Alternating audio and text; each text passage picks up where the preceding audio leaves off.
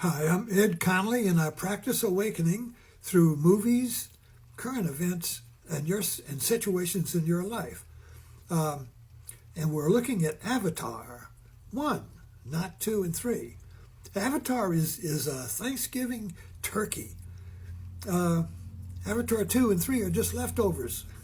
So we've been carving up this Avatar and serving it its insights like the Eucharist. If you look at Avatar with a wide-angle lens, it's an epic of cosmic proportions. It's not just entertainment about some science fiction. It's about us.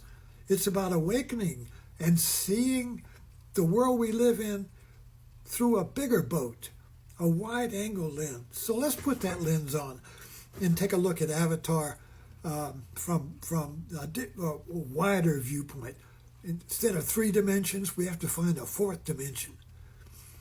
Okay, so Joseph Campbell, whom I've studied since 1970, said that modern man is in free fall because he erased all of the ancient myths. Ancient epics are gone. The Odyssey, the Iliad, Paradise Lost, Gilgamesh, all of the epics that framed human consciousness are gone, and we're in free fall. But who is the myth maker now that all the myths have been gone? Movies are our myth makers. But the problem is we see movies as entertainment. We don't see a movie as prophetic. We don't see the movie like we see the Bible.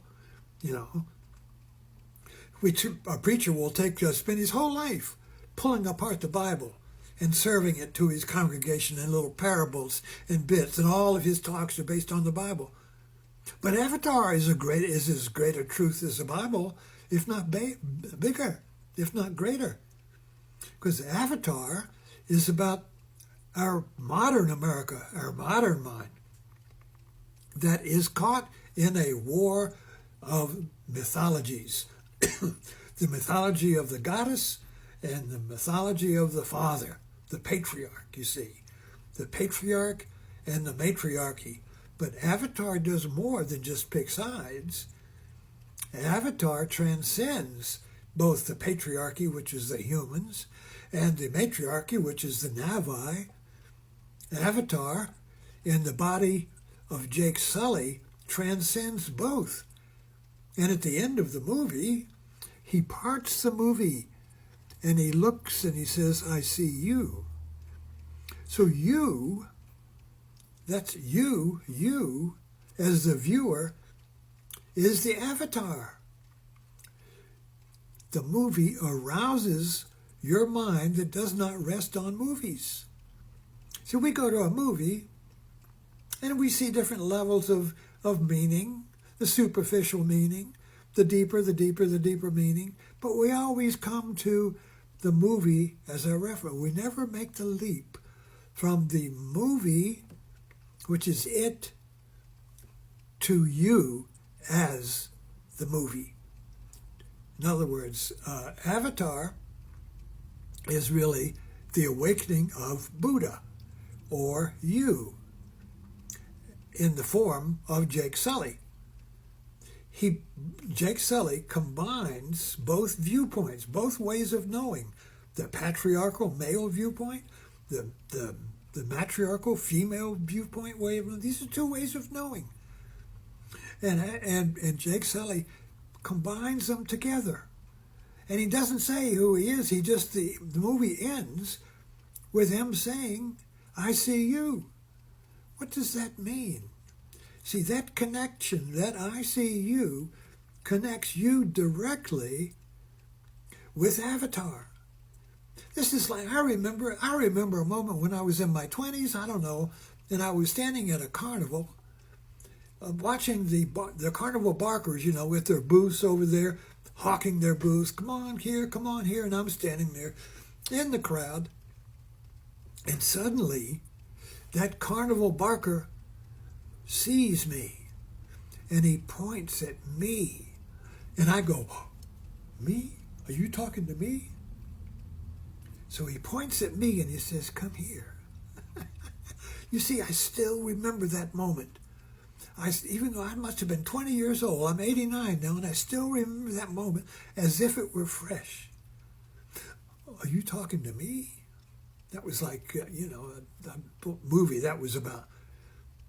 But that is the moment right there. When Avatar ended and Jake Sully turns and gets up after going through the melding of the Navi and the human bodies, he sits up and he points at you. I see you. That was the Buddha moment. You are Buddha. You are the awakened one, you see. An avatar is a metaphorical way of awakening you as the one that has no second.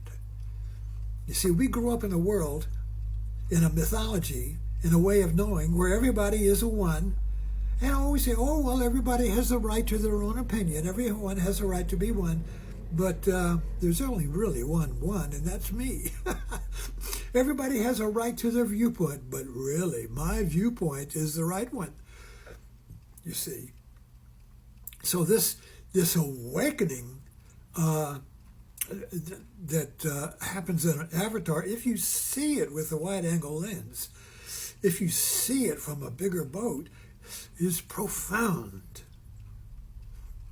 So but we can't see it because we watch the movie from the audience like this. You see, oh, that's a movie.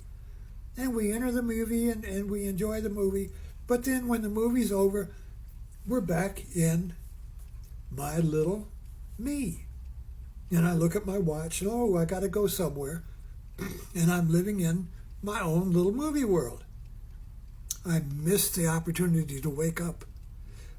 The window passed, the opening passed, you see, and I'm back asleep in my world. I didn't wake up. I missed the calling. I missed the moment. So the moment in Avatar when Jake Sully points at you and says, I see you, what he is seeing is the Avatar who integrates the male and female views together as one awakening, one I am. I am, you see. This moment, we're always being called to wake up to this moment where you are the one, the avatar, the I am, or in Zen it's called Buddha. From the beginning, all beings are Buddha. From the beginning, all beings are you. I am. When that I am awakens, you shout with joy. It is so simple. I am. There is no second. I am, you see. This doesn't mean you are there's still the world of things out there, but you are the center. You see the world as out there, as it, you see. But the center is missing in our Western consciousness, you see.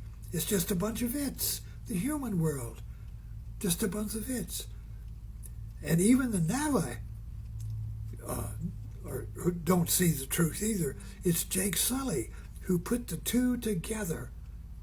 They put the two contradictory viewpoints, the objective and the subject, he put it together and he awakened as I am, and I see you. I see you. Thanks for dropping in. Subscribe to my posts. They're kind of rambling because I discover as I talk.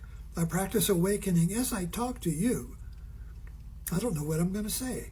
That's why it kind of rambles, but I have faith. I have faith that when I talk to you, I'm going to see you, and you're going to see me. I am, we say. There's only one I am, and you're it. Thanks for dropping in.